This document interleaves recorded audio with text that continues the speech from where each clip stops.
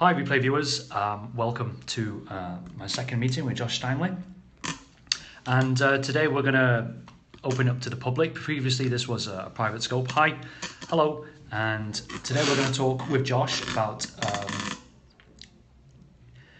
about the being able to homeschool your own children in Hong Kong. What's life like in Hong Kong?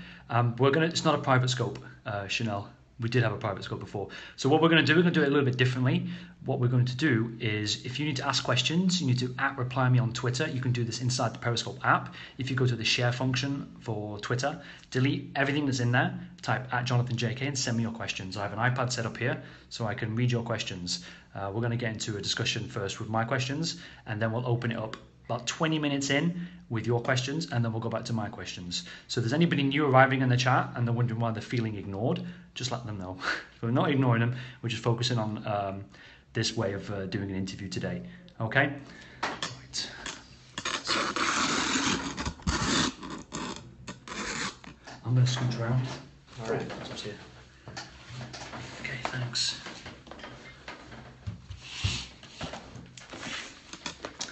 Hi, everybody. Okay, say hello to Josh. And Josh, would you like to just give yourself a little bit of an intro, find out what everybody can know about you? Sure.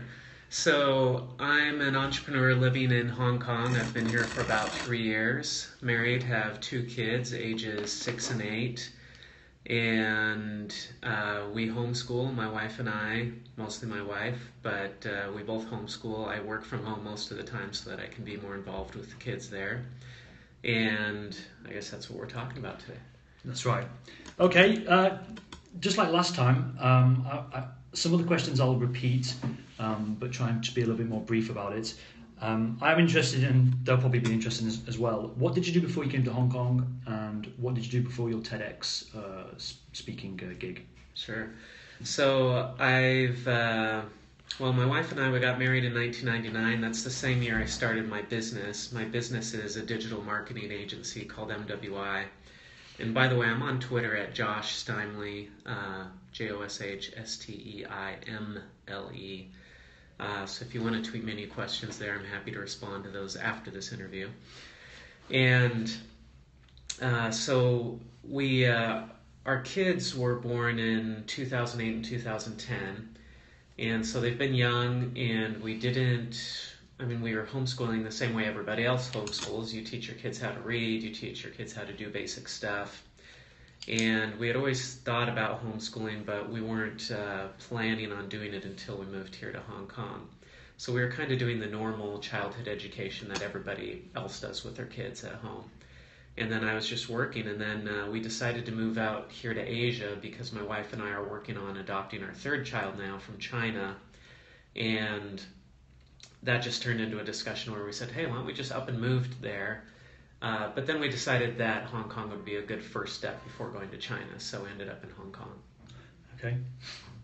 And for those wondering, because I'm just going to jump right into this, you homeschool your children, mm-hmm. So immediately, what are the benefits to homeschooling your children, and are there any downsides? There are definitely pros and cons to it. When you homeschool, you're making a significant time investment because they're not going to school, they're at home all day, so you have to do something with them. And you start feeling guilty if you just let them sit on the computer all day and do their own things, so you have to be involved. So there's a lot of involvement, and there's some sacrifice that goes along with that. And on the other hand, I think the major benefit right off is that I get to spend more time with my kids. I get to see them growing up. I get to see everything they're learning. And this is because I'm working from home and because they're at home. And so we have a lot more bonding time with the kids and just a lot more time to spend with them. I think that's probably the major benefit that I feel like I get out of homeschooling.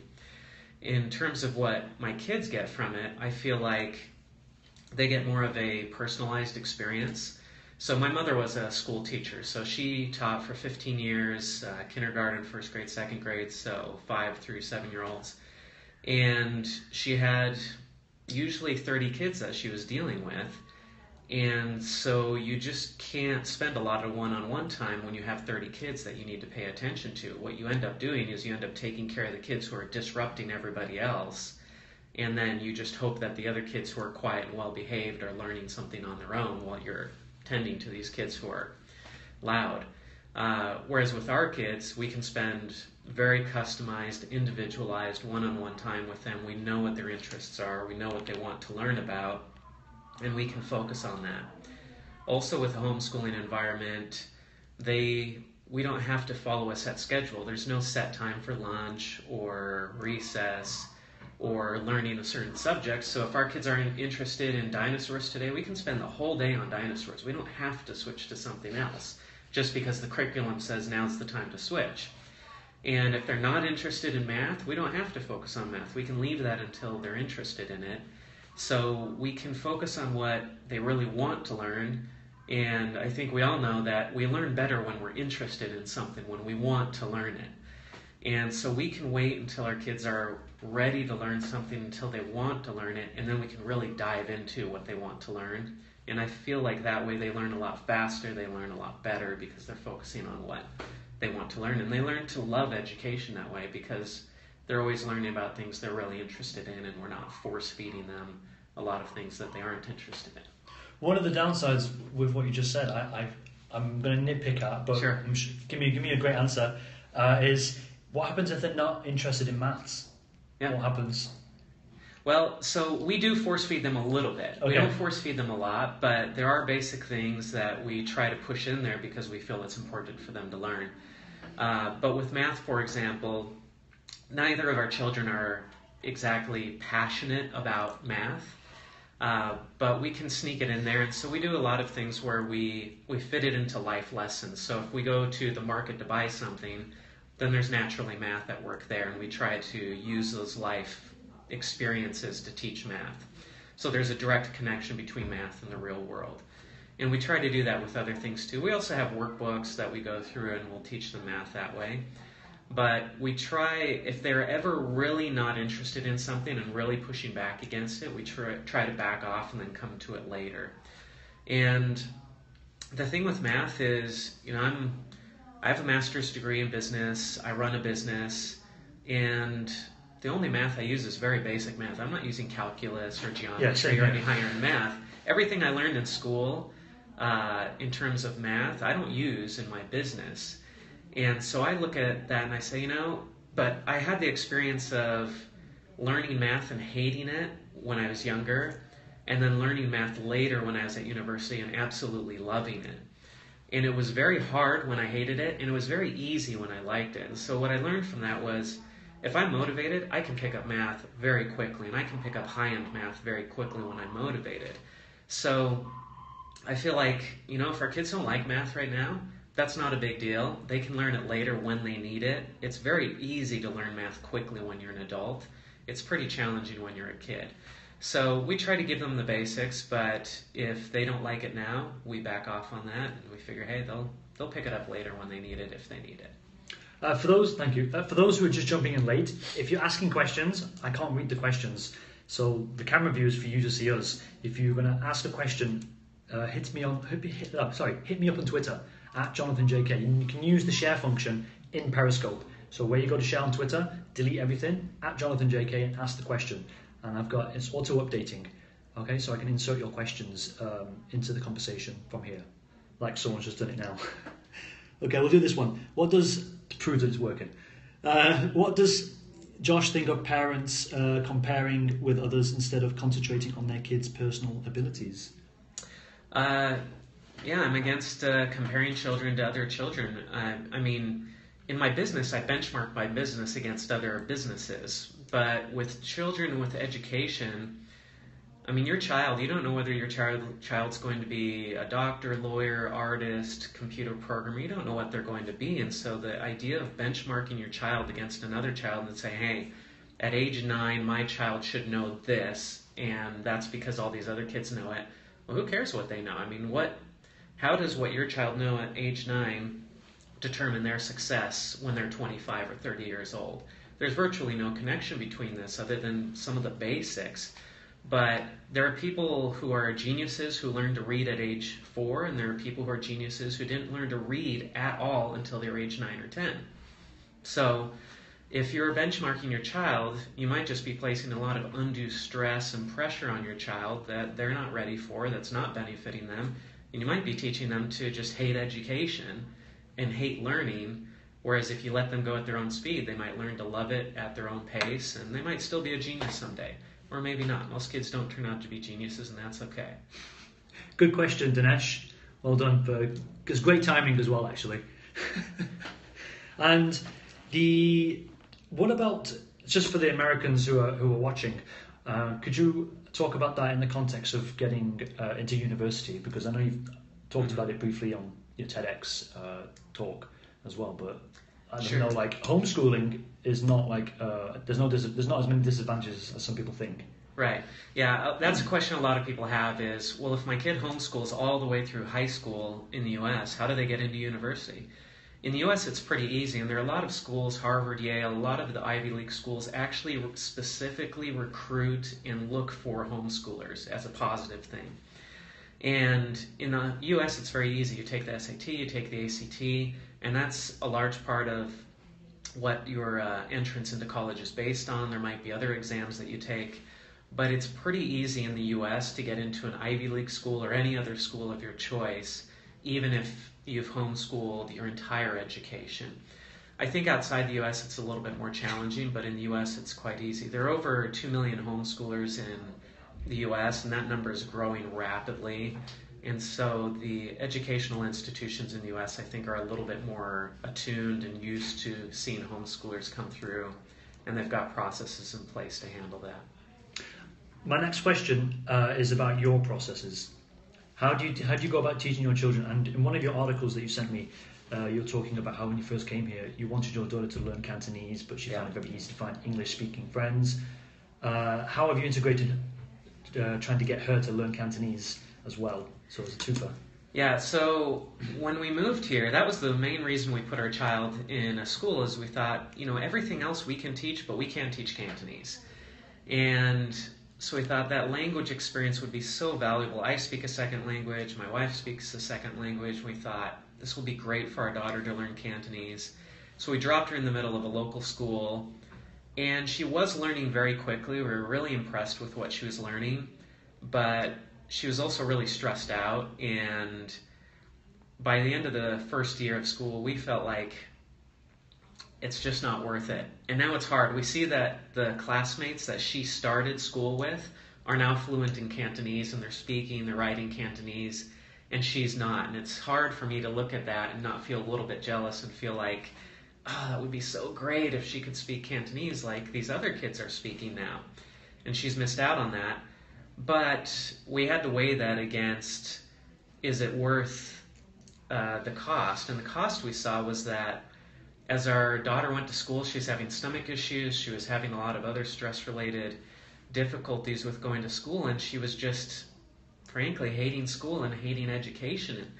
And for us, our primary goals with education is for our children to grow up to love learning.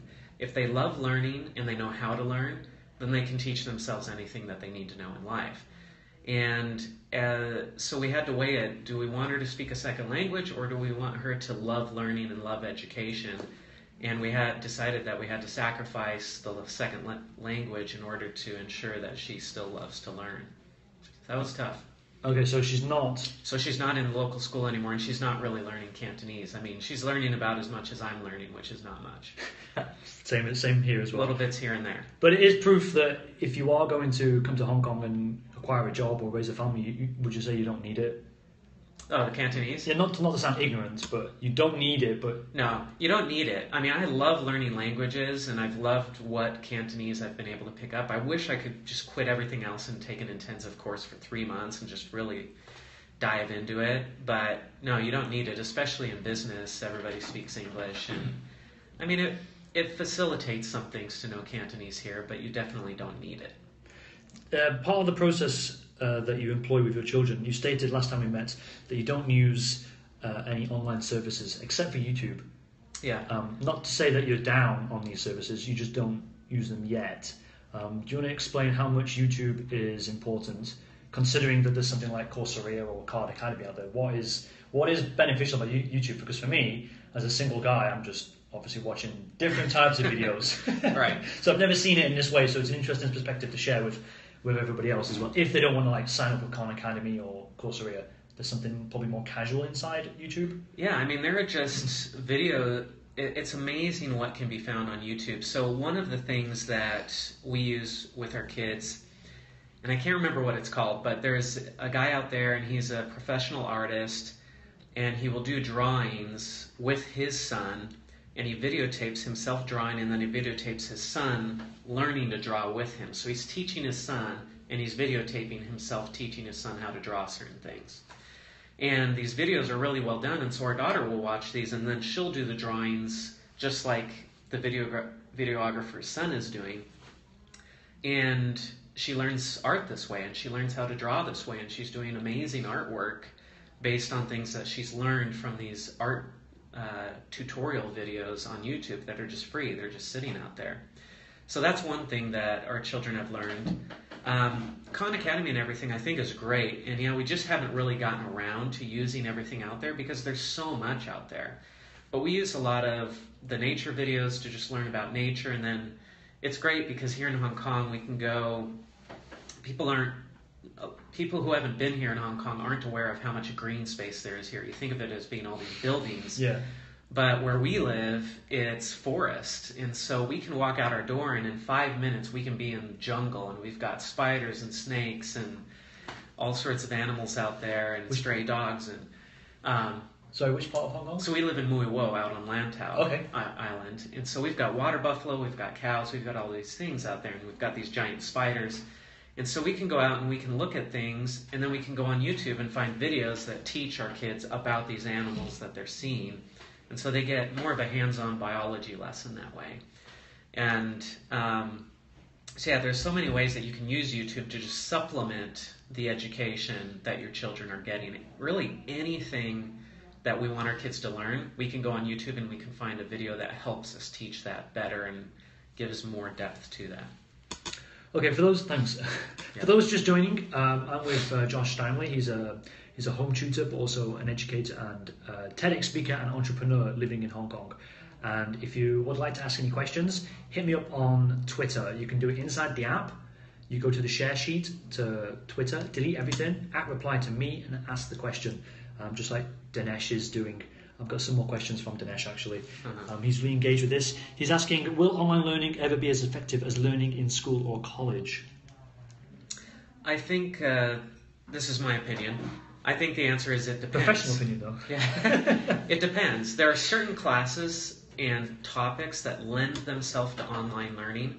A great book about this is the book Disrupting Class by Clayton Christensen. He talks a lot about this. But there are certain classes, for example, you went to university and you probably took some classes where it was a lecture and you were in there with 400 other people. That type of course can easily be videotaped, put online, and there's not a lot of difference between watching the video and sitting in a lecture hall and watching that. So why not go get the very best professors in the world to do those courses, and you watch those at home on video, rather than hiring a lot of not the best professors in the world giving these lectures. There are other topics or courses where it's very hands-on and you really need one-on-one interaction where you're getting these feedback loops very quickly. Those types of courses might be more challenging to put online, but you might be able to put part of those courses online or certain aspects of them online. So I think online learning can definitely supplement the university experience and enhance it and make it better. I don't think it can replace the entire university experience. But we do value that piece of paper that comes with the university experience. And I would like to think, well, there are many businesses that do not disregard it, but they understand that actual self-learning is also very important and critical. But could there be a chance where you see online learning overtaking university learning? Because for me as a photographer, I didn't need to go to university as a photographer, but my master's degree just says I went to university and did a level of schooling at a master's level. In one sense, you could reduce it down to that. but then the practical experience is so much better, especially for photographers, because you're just learning on the job, different situations where everything in university is controlled. So do you think there's going to be a point where it's going to balance out? Because would you say it's a niche, it's a minority when it comes to learning? I think online learning is, it's definitely in the minority today, but it's growing so rapidly.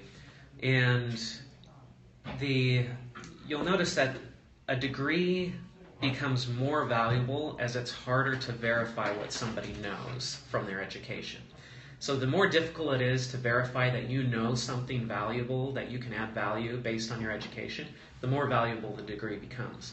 So if you're an artist or you're a photographer, you do something visual, something that's very tangible, the degree becomes almost worthless because I can just look at the art you're doing. I can look at your photography and I know whether you're good or not. The degree doesn't help me out that much. But if I'm going to hire an accountant, for example, what do I look at to know that that accountant's good at his job? It's harder for me to know that the accountant is good, and so the degree becomes more valuable for that profession. And so with regards to homeschooling, you can see where if my child is going to become an artist, homeschooling is a very easy fit for that. If my child wants to become a doctor, a lawyer, something that requires that piece of paper, requires proof of education, then homeschooling might be a harder fit for that. Or, for example, skipping university altogether or something, it's virtually impossible to have certain occupations if you skip university. Whereas others like photographer or artist, it's very easy to get into that occupation. And I think we'll see online learning first take off largely with these jobs where the degree is not that important, because there it's very easy to just go say, I'm just going to get the education, I'm going to learn how to do this thing, I don't need the piece of paper.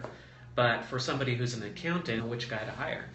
So that's where online learning becomes more challenging, because somehow you need to verify who's better at what they do. Okay. Sorry, I got a phone call just then. I should have put it on just in Wi-Fi mode. So sorry if you had a connection problem then. I don't like how the iPhone app takes precedence over everything and there's no selection just to say, hey, you don't get priority anymore. Yeah. Considering how much of the phone we use. Sorry, off topic, but it just seems like it takes over everything. Okay, I'm going to reference one of your articles, Homeschooling in Hong Kong. By the way, I recently tweeted all three of Josh's articles that Josh gave me, and they're a really good read. But I want to sort of ask you a question similar to what I asked you last time, but include the article as well. Last time you talked about some of your friends are interested in taking on homeschooling, and that interests me because Hong Kong is very different to the United States when it comes to education. But and I asked about their reactions, so maybe briefly just mention again what they're thinking now. But then what were the reactions to your article, if at all, if you know, in Hong Kong?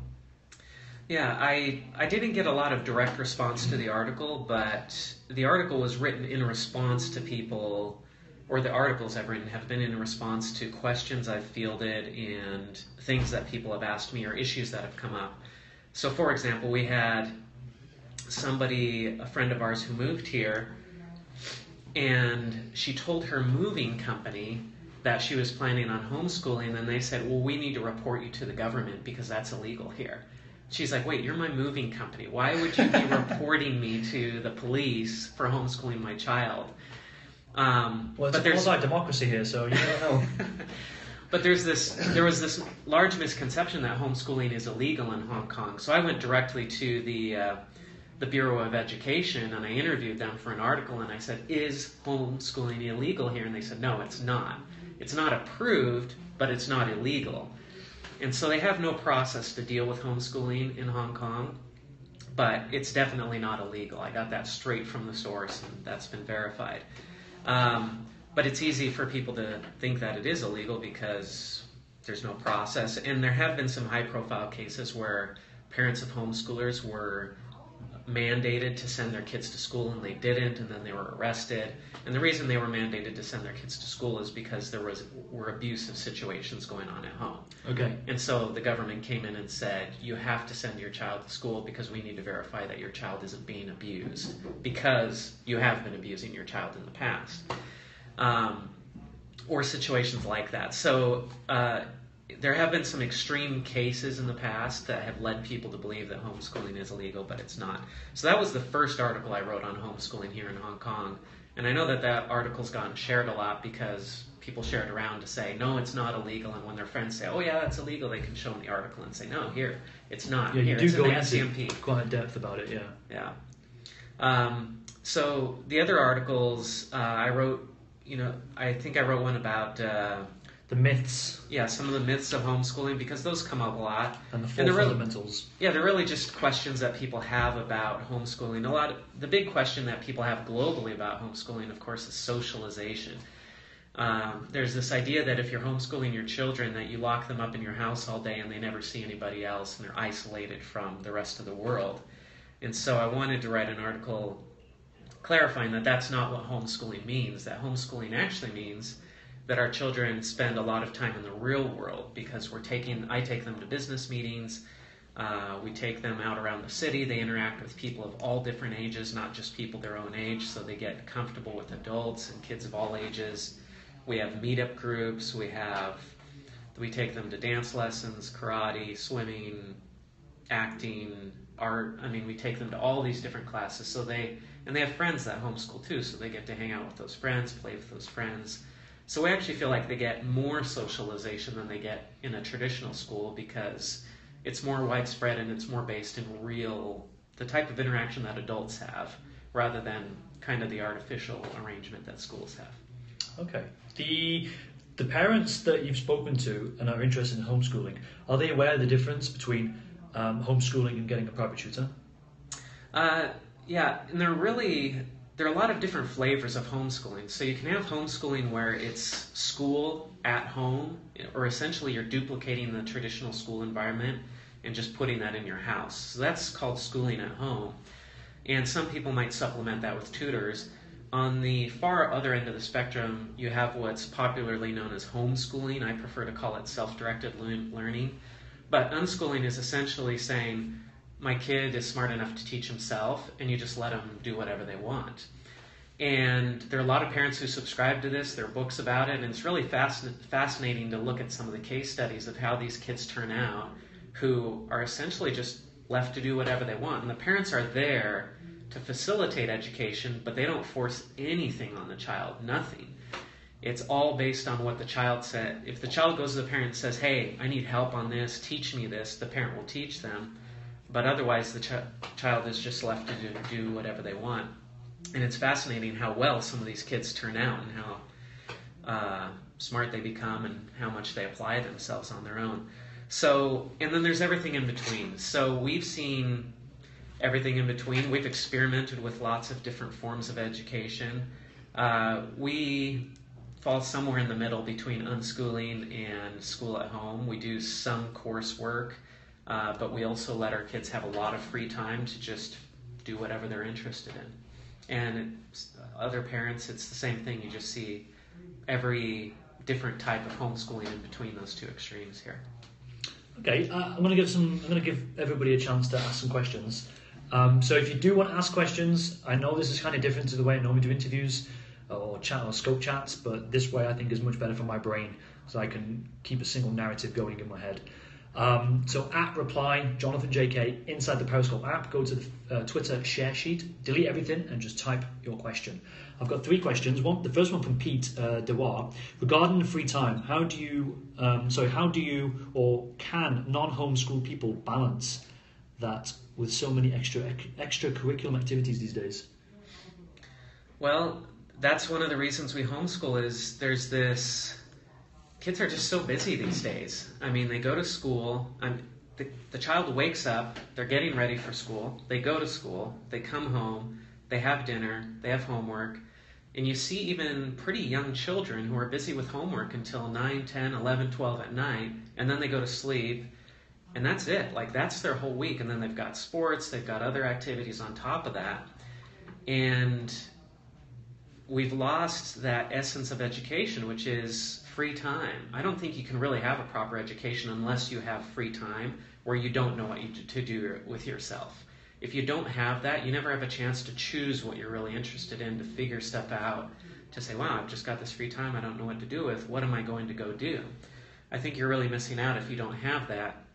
And it seems like we've gotten so focused on the idea that we want to be educating our children formally all the time and have their time packed, that now there's just too much of that. And kids don't have a chance to really get a real education because they're getting this force-fed education all the time. So, no, I think the traditional schools make it tough to get some of that valuable educational time in, and they make it a challenge, and that's part of why we're homeschooling.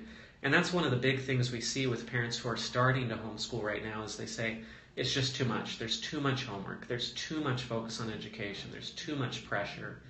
And they're having doubts about whether this is really helpful for their children. Okay. I have a question for you from KZ. He says, does cleaning my bedroom count as homework? I guess it depends on what your parents say. Depends what you're cleaning as well. The other question, from Keizu again, but more serious one. Is technology making college obsolete? No, I think it is changing it, though. And somebody who's a lot smarter than me, Clayton Christensen, he's predicted more or less the demise of higher education. Not that it's going to go away, but that we're going to see a bit of a collapse in the higher education market. And I agree with this. I think that maybe 80 or 90% of the people who go to college or university shouldn't be there. There's no reason for them to be there. And it used to be that only certain types of occupations, people who wanted to enter those occupations went to university. And somehow we switched to university as something that everybody needs and everybody should have. And I don't think there's much of a connection between going to university and your income levels or your success in life or your happiness in life. But there's a huge industry. There are a lot of people making a lot of money off of people going to university. Especially in the US with the loan system as well. Oh yeah, the banks are making a lot of money. The textbook companies are making a lot of money. There's a lot of money being made and a lot of entrenched interests there. And you see that cost of education has just grown out of control. It's so expensive to go to university now. And then these people graduate and they can't get a job and they've got all this debt. And in the U.S., it's really interesting because student loan debt is the only debt that you cannot get rid of through bankruptcy. It's the only one. Any other debt you can get rid of, but not that student loan debt. And so that's a sweet deal for the banks. And I think people are waking up to the fact that, wait a second, I'm spending all this money, I'm going into all this debt, and then I graduate and I can't get a job. Well, why did I go to college? And now they're telling all their friends, hey, maybe you should rethink going to college. Maybe you should do something different. And I think as that catches on, and I think as employers realize, you know, this person without a degree over here can do the job just as well as this person with a degree, then a lot of employers are going to stop requiring college education or university degree as part of employment. And I think we're going to see a pretty big implosion where we'll see a lot of these institutions of higher education will disappear, they'll go away. There'll be a lot of screaming and people crying and saying, we need more money, we need the government to come in and save us. But the reason it will be collapsing is because people just don't want it anymore. They don't want to buy it anymore. And I think we'll see that in the next 10 or 20 years, maybe sooner. There's clearly businesses are not in cahoots with the organizations such as universities to allow them to, you definitely need a degree to get this job. They're not in cahoots. It's just, I guess, this is what they're used to. Mm-hmm. I've just started working in recruitment, and I'm slowly seeing some CVs or resumes. For those who don't know what a CV is, this is quite surprising, actually. Uh-huh. And there are little like Coursera, done this. Uh-huh. But it's not applicable yet in Hong Kong. But like you say, something will give like a chicken and egg, which will come first. But I think it's already happening. Mm-hmm. People are just self-motivated and learning, and you can't ignore that if more and more people are taking that route simply for a logical if they're taking a logical financial position. Mm-hmm. Yep. And you see with Harvard's big product is the Harvard Business School. Their big product is the MBA program, right? But you see that executive education is becoming huge for Harvard right now. A lot of companies are sending their executives to Harvard to get these supplemental courses. It's not an MBA, but it's a supplemental course, and you start seeing people list this on their LinkedIn profile, their CV, their resume. And I think the reason people are going to these courses is because they're getting real value out of it. The MBA is valuable, I think, from Harvard, but a lot of it is just having that piece of paper. Whereas these executives, the piece of paper doesn't have so much of the value. It's the actual learning they're getting from it. And that sets up an ecosystem where the college or the school has to provide value. Otherwise, those people aren't going to come. So I think Harvard's and a lot of other higher end schools have got something there where they have that brand and they can sell that brand, but they can also sell a real education that really helps these people. And I think we're going to see a lot of that growing to the point where maybe 10 years down the road, Harvard Business School's primary product isn't going to be an MBA. Maybe it's going to be executive education, and that'll be where most of their students are coming from, and that'll be the big product they're selling. Okay. Very sorry, this is a different format. The chat is blowing up, even though we only have like 30 people here. So people are obviously trying to engage with us, but I can't read the comments. I just can't do it today. I need to keep a single track mind. So you need to ask questions via Twitter. I'm going to switch to the Twitter questions now. We haven't got time because we're ending this in about 10 minutes. So it's going to be mostly questions that are being received via Twitter. I'll try to be really quick with my answers too. No, but I like it. It's informed. Rachel Tucker asks, do you need to have a certification in education to homeschool your child? No. Great. Sorry if you've been waiting for a while. I know that question's been sitting in my queue. The next one is from Pete again. Is it difficult to be a teacher half the day and parent the other for the rest of the day? Do the kids have trouble adjusting as your role changes? They don't know that our role changes. To us, it's all one, or to them, it's all one and the same. So they don't know when we're in teacher mode and when we're in parent mode, because as a parent, we are a teacher, and that's just normal for them. So okay, we're always teaching. That's good, because my next question is from Tammy Morris, no relation to myself. But Tammy is asking, do your children know the difference then between homeschooling and conventional school? Yes, they do, especially our daughter, because she went to 1 year of conventional schooling, and we gave her the option. We said, do you want to go back next year or do you want to homeschool? And she chose homeschooling. And every once in a while, if they're not behaving, we'll say, do you want us to send you back to traditional school? And no. So that's one of our threats that we use. We shouldn't use threats, right? But that's one of the threats we use. Is, do you want to go back to real school? No, I want to stay homeschooling. Okay, well, you got to behave then. So our other child, he went to some preschool classes, so that's his idea of traditional schooling. But they both know that traditional schooling is you go to a school and there are teachers and there are other kids there and they wear uniforms, so they have an idea of what that's like. Yeah. Kaiser is asking again, and I don't understand the question, but maybe you'll pick up on the hint or something that he's suggesting. But he says, are we arguing amongst ourselves? Maybe he's referencing something. I don't know. Okay. Kaiser asks again, will the living room count as the principal's office?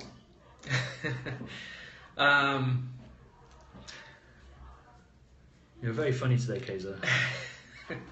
That's getting into, I guess, a whole realm of discipline. But yeah, I guess different parts of the house count as the principal's office on different occasions, depending on the circumstances. There we go. And Pete Dewar is asking again, chat is blowing up as we are having discussions amongst ourselves. Okay, great. That's good to hear. But I will read the comments when I review the video when I get home anyway, so it's not like I'm going to ignore what you've typed. But if you want to ask something to Josh directly, your Twitter is Josh, Josh Steimle, Steim as in Mary, LE. That's my Twitter handle. Kaiser again is asking, how do you measure, it's a more serious question, how do you measure success in homeschooling? That's a great question, because we have it bred into us or taught to us that you have to measure everything with regards to education. The nice thing about homeschooling is I just know where my kids are at. I don't have to give them a test to find out whether they can read at a certain level, because we're reading with them every day. I know exactly where my 6-year-old is with reading because I read a book with him yesterday. So we don't have to go through all the testing stuff because we're just picking up on that naturally day in and day out as we teach them. So for us, it's more in terms of how do we measure, we just try to make sure that they're progressing. So I look at where my 6-year-old is reading today and I say, wow, he's really come a long way since a month ago. To me, that's great. He's making progress. That's good. But again, it goes back to the real goal for us of education is, do they love learning and are they learning how to educate themselves? And the main thing to educate yourself, I feel like, is learning how to read well. If you can learn how to read well, that's kind of the key to all learning. And then, are they learning to love learning? We know that pretty well because they tell us if we try to push something on them and they say, I hate doing this. Well, we know that they're not loving doing that, and maybe we need to change how we're pushing that certain topic on them or how we're exposing them to something. So as we get that kind of feedback, and with our 8-year-old, it's great because she's learned how to now read chapter books on her own, and she's just taken off and she's reading all sorts of books by herself. So we can kind of check that off and say, okay, she's gotten that far that she's learning on her own, she's teaching herself. That's great. She'll open up the dictionary and look at words by herself. So now our role with her has kind of changed from one of giving her the fundamentals to being a coach and helping her along and promoting more education and facilitating whatever she wants to learn about. Our 6-year-old, we're still in the stage where we're teaching him how to read, so we're still giving him those very basic skills so that he can teach himself. Okay, I'm still going off the questions here. Another one from Kaiser. When the student falls back on a specific class, such as maths, do you get any help from outside? At this age, our kids are really young, so we can handle any math that needs to happen. But even when we get into anything more advanced, up through university math, I think it will be pretty easy for us to facilitate their learning that way. And that's definitely where we would probably turn to a Khan Academy or other courses for assistance, because I think Khan Academy, Salman Khan, I think, has done a great job of figuring out how kids think and how they can learn easily through video. And I think that works for some kids, not necessarily all kids. Some kids are visual learners, some kids need one-on-one feedback, some kids are better with books, so different kids learn in different ways. I think Salman Khan has figured out how a lot of kids learn. And if our kids learn that way, then we'll expose them to that, they'll take off with it, they'll do well. If they don't do well with that, we'll find another way to teach them math. But our role will be to facilitate their learning and help them teach themselves. I don't foresee that they'll ever get to the point with math in our home where we would bring in a tutor or bring in any sort of real one-on-one outside help, because if they really love math that much, they'll be able to teach themselves with the tools that they have. If they don't love math that much, then we can help them learn whatever they need to learn. From Kaiser again, do you prefer to impulse college level learning in homeschooling? Sorry, does that make any sense, Kaiser? I've just read it out. I've just proofread your text. Okay, type it again, please. I'll switch to Pete's question. Do you plan for kids to be college ready at 18? Would you let them attend earlier if they're ready in your mind? I would hope that they're college ready by 18. Hopefully they'll be ready earlier than that, because I don't see the bar of being college ready as a very high bar, so I'm hoping that they're more advanced than that. And if they wanted to start university early, then we would definitely support that. But our goal is that's not necessarily our main goal. It's not our main goal to get them into university early, or we don't need our kids to be geniuses. We don't need them to be more advanced. A lot of homeschool parents feel pressure to keep up with kids in school and to make sure if they're not, to try to get their kids ahead of the kids in school so that they can say, look, my child's homeschooling and they're advanced. And that's their justification because they might feel a little bit insecure about homeschooling or they get a lot of criticism. For us, we're very comfortable with our choice to homeschool. We don't feel that pressure. And so we feel more like, hey, if they're ready for college at 18, great. I hope they are. I hope they're ready before that, but I don't feel a lot of pressure that way. And if they're not ready for college at 18, that's fine too. Again, it goes back to those main goals. I want them to know how to educate themselves, and I want them to love learning.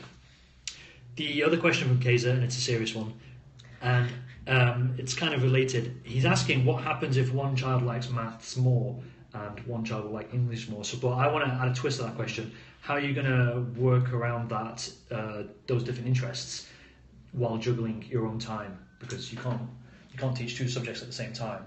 But then how do you also teach two children at the same time? Sure. With different ages as well involved. Well, there are definitely challenges there to teaching two children at the same time. But then multiply that by 30 in a conventional school and say, well, how do you teach 30 children who have different interests at the same time? It only gets easier with a smaller number of children. So homeschooling, we feel like, gives our children an advantage that way because we can give them more personalized, more one-on-one attention than they would get in a conventional school. And then also a conventional school, you have a certain program, you have a curriculum, you have a schedule that you have to stick to. We don't have any of that. So if one of our children wants to focus on math, we can take the other child and say, hey, you don't like math? Well, go do whatever you want right now. I'm going to work with this child on math for the next hour. And then if the other child wants English, we can go to them and say, okay, now it's your turn. We're going to work on English. And the child that likes math, hey, go do something else now for a while. So the structure that you're subscribing to doesn't actually mean that there's less time. You just have greater flexibility so that so the issue is mute, basically. I would kind of say, I don't think it's mute. I mean, I think it's still a challenge. And if we have more children, I mean, let's say we have 6 children, then we have to figure out how do we educate 6 children who might all enjoy different things and not be interested in anything that the other one is interested in. That's definitely an issue, but I would say it's only easier for us to handle at home than it would be for a teacher to handle in the classroom, where they have even more students to handle.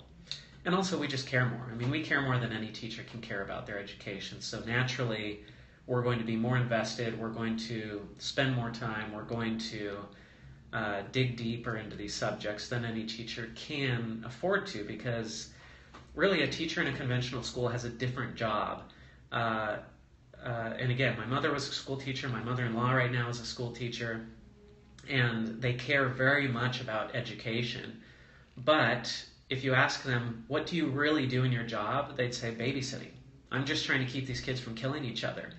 And that's their main job, is to tend these kids and make sure that they're okay. And if they get any education in, that's great. But that can't be their primary role. Their primary role is to tend these kids and just make sure that they're not hurting each other and that they're okay and that they're safe. But education really gets put on the back burner in a conventional classroom. It's just very hard to spend time. And especially when there's a child who needs the one-on-one education, it's very hard for a teacher in a classroom with 20 or 30 students to do that. We're near the end of this recording, so I'm going to answer 2 questions, one from Kaiser and one from myself. My question is a half joke, half serious question, but what's your children doing now if you're here? Oh, well, my wife's at home with them right now. Okay, so you've tag teamed.